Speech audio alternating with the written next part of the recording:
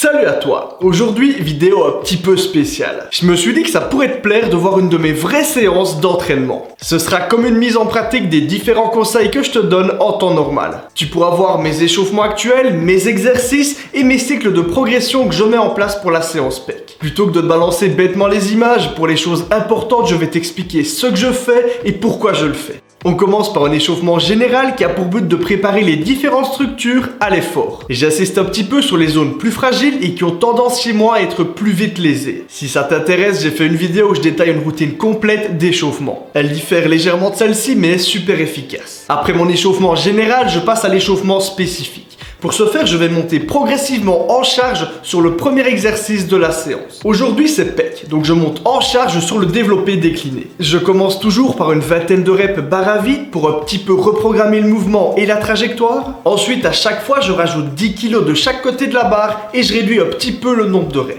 Le but de l'échauffement spécifique est de monter progressivement en charge afin de préparer les structures à ce qui va suivre. Mais ça permet également de se mettre en confiance mentalement. Aujourd'hui, je dois faire un max de reps à 135 kg. Ce que j'aime bien faire de temps en temps, c'est à la fin de l'échauffement, une petite rep de potentiation. Pour ce faire, je monte une charge un petit peu plus lourde que celle prévue pour ma séance. Là, je vais mettre 150 kg et je la monte de la façon la plus explosive possible. L'objectif est de bien réveiller le système nerveux.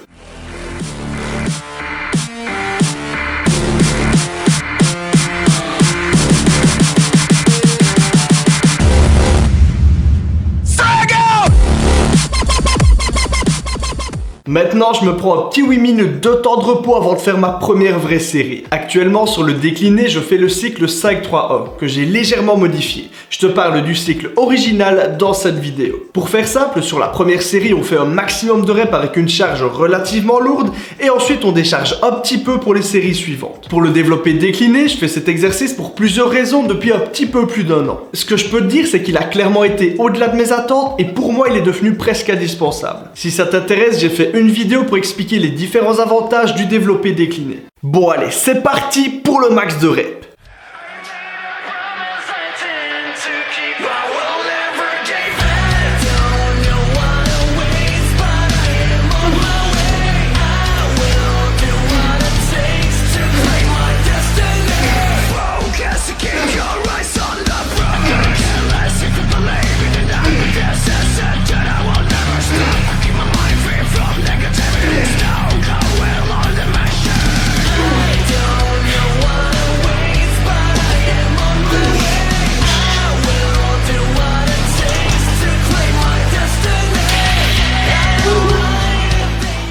La barre m'a semblé plus légère que prévu, ça fait plaisir. Maintenant que la première série est faite, je vais passer à 85% de la charge et faire 3 séries de 12 reps. C'est une charge qui par rapport à la première série sera légère, mais c'est intéressant pour faire un petit peu de volume tout en gardant sous le pied.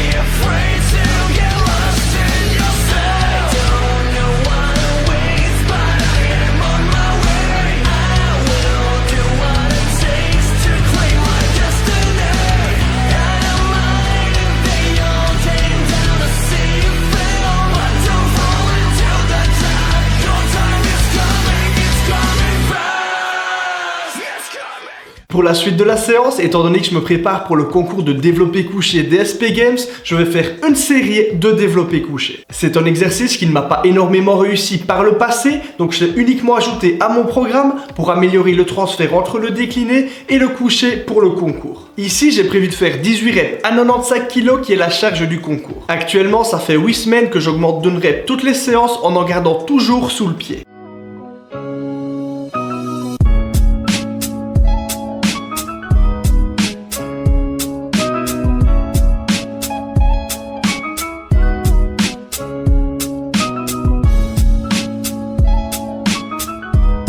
Je vais maintenant pouvoir passer à mon deuxième vrai exercice, à savoir le développé incliné halter. Exercice qui a énormément fait débat ces derniers temps avec la vidéo de Jean Onge. Comme je l'ai déjà dit sur Instagram, je partage son avis sur le sujet. Et faire de l'incliné dans de nombreuses conditions ne fera que d'accentuer le déséquilibre entre l'avant de l'épaule et le haut de pec. Ce qu'il faut savoir, c'est que le développé couché, de par son angle de travail et l'orientation des fibres des pecs, entraînera déjà un très bon développement du haut de pec, tout en recrutant moins le deltoïde antérieur que l'incliné. Cependant, il ne s'agit pas d'un exercice inutile. En fonction des situations et du programme, il peut avoir un réel intérêt. Dans mon cas, je ne fais aucun mouvement de développé vers le haut. Je n'ai par exemple pas de développé halter dans ma séance épaule, ni même d'autres mouvements qui vont entraîner une réelle élévation du bras. J'ai pu remarquer qu'en poussant toujours vers le bas, comme c'est le cas du développé décliné ou des dips, ou en tirant toujours vers le bas, comme pour les tractions par exemple, on a tendance à entraîner un déséquilibre au niveau des épaules. Le fait de pratiquer de l'incliné permet de compenser ce déséquilibre. En plus de ça, si on arrive à recruter correctement son haut de pec, j'explique comment y arriver dans cette vidéo. Il s'agit même d'un exercice intéressant qui permet d'aller chercher un plus gros raccourcissement que sur les autres développés. Malgré tout ça, dans de nombreux cas, il ne sera pas intéressant de sélectionner l'incliné comme exercice principal pour les pecs. Surtout si, comme Jean Onge et moi, tu as un point fort au niveau des épaules. Par contre, dans certaines circonstances, il pourrait être très intéressant en assistance. Pour l'incliné, je commence par un échauffement rapide pour me réhabituer au mouvement. Ensuite, je passe à 3 séries de 8 reps avec 44 kg par bras. Ici, je fais un cycle présenté dans le livre de Rudy Koya,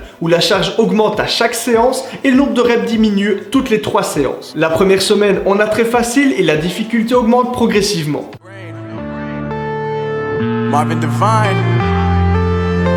I'm saying bye to all the lies and all the times you cried, saying that I wasn't right, yet I was right by your side. You manipulator, playing games, your friends commentators, and I don't know what you say about our private conversations, but it's got them hating. Thanks to all the rumors you be claiming, it's cool, I'm done with you, so they can throw you a celebration. You gon' hate it when you see me with somebody. Voilà pour ce qui est de ma séance pec. Mais c'est pas fini pour autant. Depuis peu de temps, je ne fais plus d'exercice d'isolation sur les pecs. Je considère que l'isolation permet d'apprendre à recruter plus efficacement les muscles. Une fois qu'on y arrive, l'intérêt diminue. Et autant focaliser son énergie et sa récupération à ce qui en vaut la peine. Là, je parle pour moi en fonction de mon point de vue. Actuellement, il y a peut-être encore de fortes chances que toi, tu en aies besoin. J'ai fait de nombreuses vidéos qui mettent en avant l'intérêt de l'isolation pour apprendre à recruter un muscle. C'est une étape primordiale par laquelle il faut absolument passer. Pour finaliser ta séance, tu pourrais par exemple ajouter 3 séries d'écartés aux élastiques. Je termine souvent mes entraînements avec quelques automassages. Ça permet de relâcher certaines mauvaises tensions et accélère pas mal la récupération. Après la séance, j'assiste uniquement sur les zones qui sont pour moi les plus critiques. Je t'ai mis un lien en description pour les pistolets de massage.